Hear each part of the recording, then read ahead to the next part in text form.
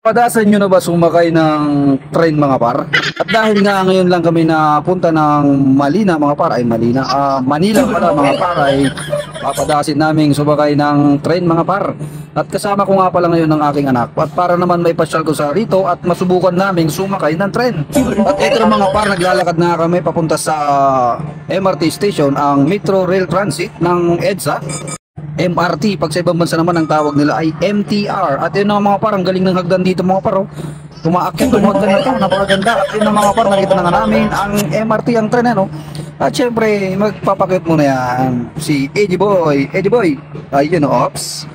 Oh, yan mga par, yan, oh. Tuwan-tuwa siya mga par dahil sasakay daw kami ng tren.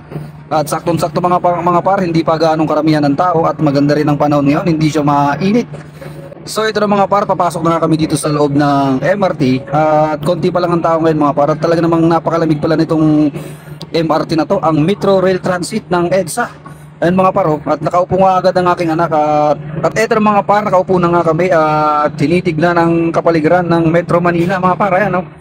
Talaga naman nagtataasan talagang mga building dito sa Maynila at napakagandang pagmasdan mga par. Napakaliwalas ang panahon ngayon mga par.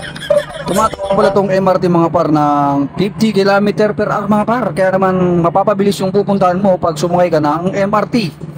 Iwas traffic ka na at naka-aircon ka pa rito dahil sobrang lamig nga ng MRT mga par.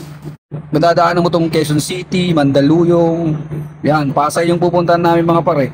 At madadaanan mo rin yung Robinson, yung Mega Mall, yan, marami kang madadaanan dito ng mga mall mga par. Kaya pag sumakay ka ng MRT, maiiwasan mo ang napakaraming traffic dito sa ilalim sa EDSA. At ayun nga mga par, tuwan-tuwa ang aking anak dahil nakasakay na rin daw siya ng train. First time namin makasakay ng train mga par. Pura lang pamasahe dito mga par, 28 pesos lang per person. Hindi pa pala mga par kung saan istasyon ka, pero ang minimum ata nila ay pag malapit ka lang is 13 pesos lang.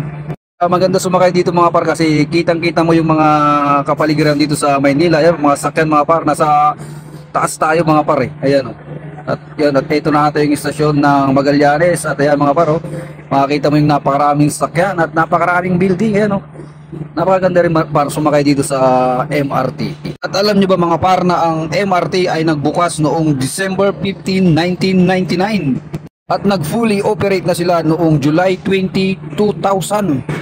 Pag sumakay ka ng MRT mga par ay madadaanan mo dito yung building ng GMA7 at ang lumang mall dito sa Cubao sa may Araneta Center.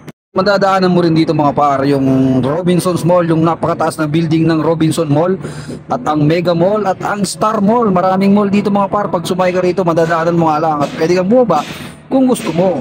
So ayun na mga par, malapit na nga kami dito sa may Top Avenue at kung saan ay bababa na kami mga par dahil maglalakad na kami. So ayun na mga par, ito na nga kami at palabas na nga kami dito sa may Top Station Pasay.